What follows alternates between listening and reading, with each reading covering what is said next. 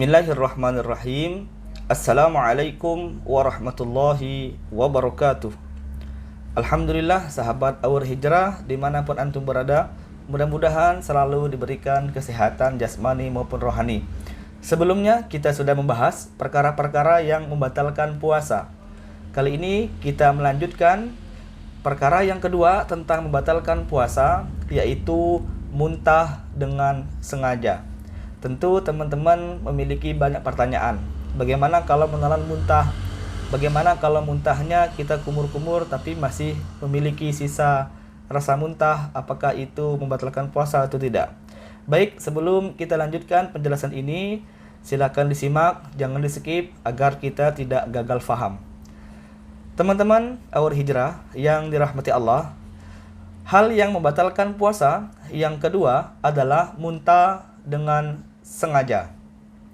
Muntah dengan sengaja akan membatalkan puasa baik dilakukan dengan wajar atau tidak, baik dalam keadaan darurat atau tidak, seperti dengan sengaja mencium bau yang busuk lalu dicium hingga muntah, atau memasukkan sesuatu ke dalam mulutnya agar bisa muntah.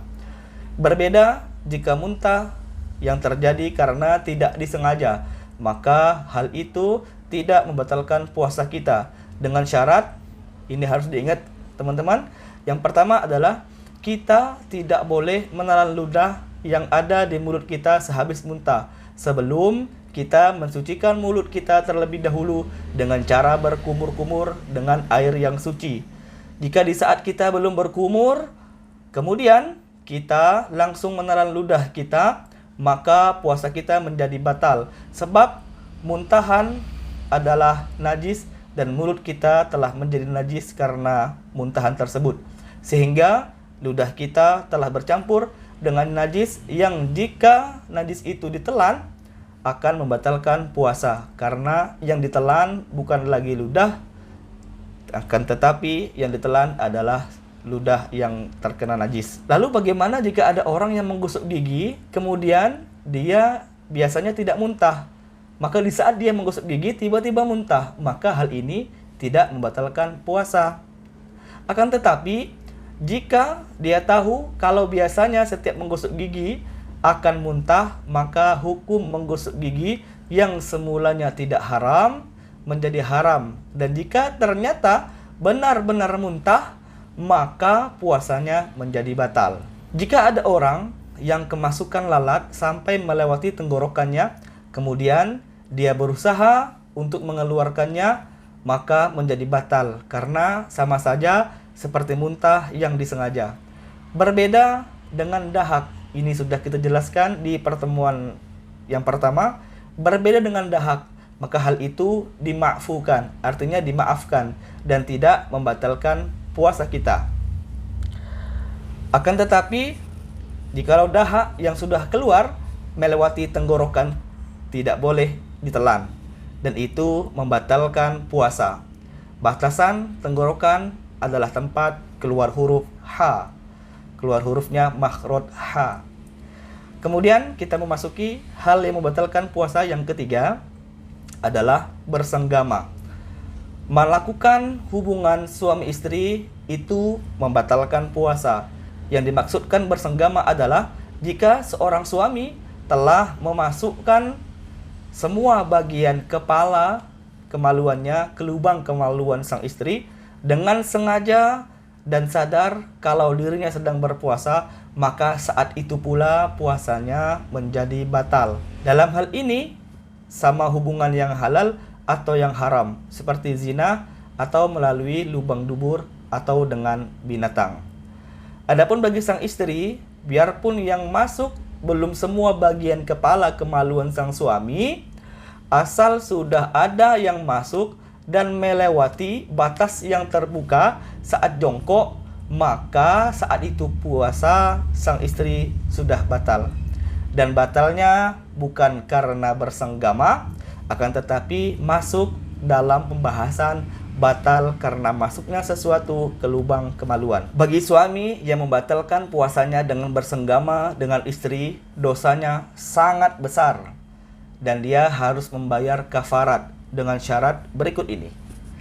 Yang pertama dilakukan oleh orang yang wajib baginya berpuasa, ya. Yang kedua dilakukan di siang hari pada bulan puasa.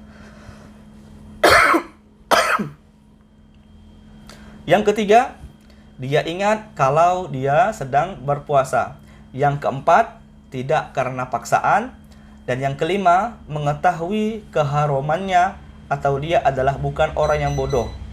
Kemudian berikutnya adalah berbuka karena bersenggama. Dan bagi orang tersebut dikenai hukuman. Hukuman yang pertama adalah mengqadha puasanya. Kemudian hukuman yang kedua adalah membayar kafarat atau membayar denda.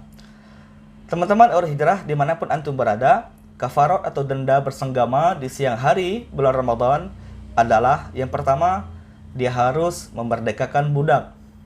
Yang kedua, puasa selama 2 bulan berturut-turut. Nah, yang ketiga adalah memberikan makan kepada 60 fakir miskin dengan syarat makanan yang bisa digunakan untuk zakat fitrah. Denda yang harus dibayar salah satu saja dengan berurutan. Jika dia tidak mampu membayar yang A, maka bayarlah dengan plan B. Jika dia tidak mampu membayar B, maka membayarlah dengan plan C. Kemudian yang membatalkan puasa yang keempat adalah keluar mani dengan sengaja. Maksudnya adalah mengeluarkan mani dengan sengaja dengan mencari sebab keluarnya mani. Kita beri satu contoh.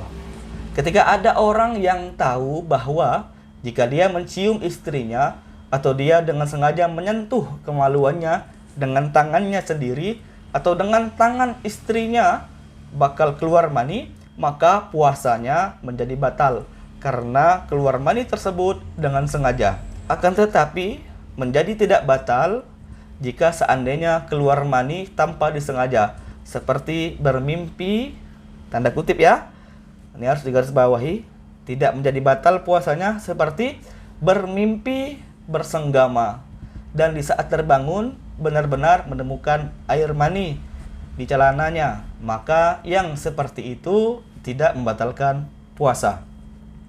Sahabat Aura Hijrah dimanapun antum berada, kemudian hal yang membatalkan puasa yang kelima adalah hilang akal. Hilang akal di sini kita bagi menjadi 3 macam. Apa saja itu? Yang pertama, gila. Gila sengaja atau tidak disengaja itu membatalkan puasa walaupun sebentar. Saya ulangi, gila sengaja atau tidak disengaja gila itu membatalkan puasa walaupun hanya sebentar.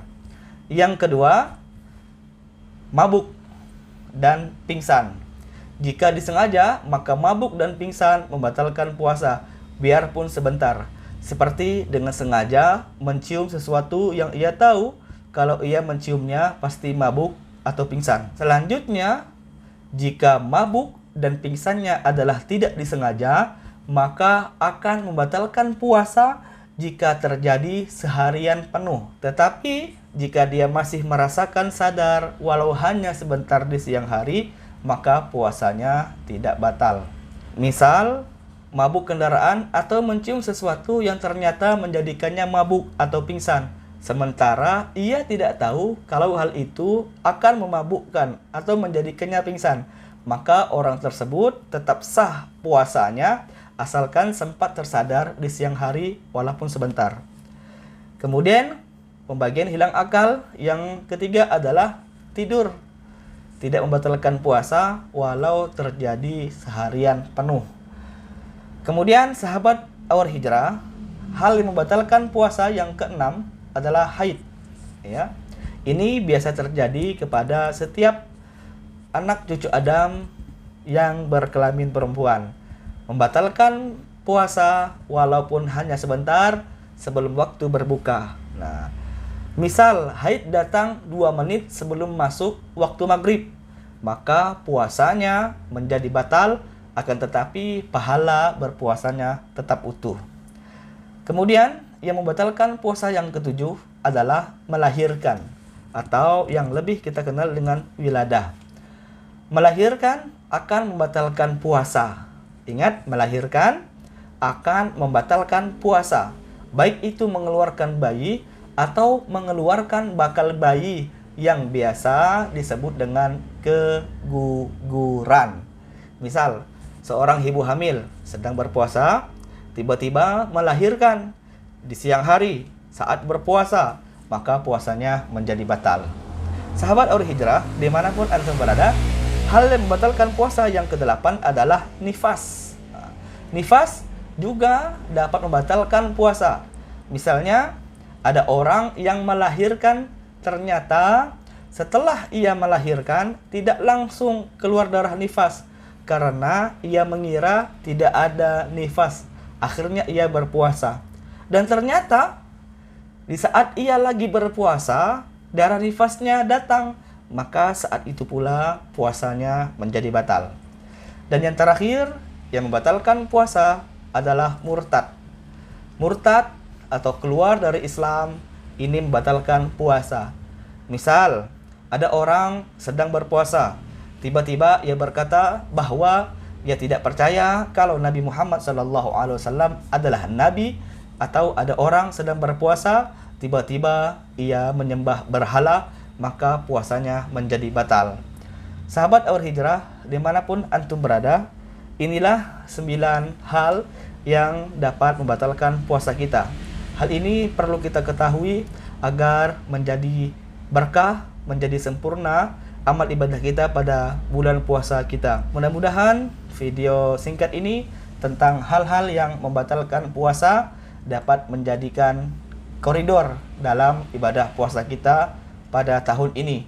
Dan mudah-mudahan puasa kita diterima oleh Allah Subhanahu wa ta'ala. Amin ya rabbal alamin. Harapan saya mudah-mudahan video ini bisa diteruskan kepada sahabat-sahabat, kepada saudara-saudara teman-teman semua, dan mudah-mudahan ini menjadi wasilah kita untuk mendapatkan amal jariyah. Amin ya rabbal alamin. Meskipun kita tidak bertemu di dunia, insya Allah kita bertemu di surga.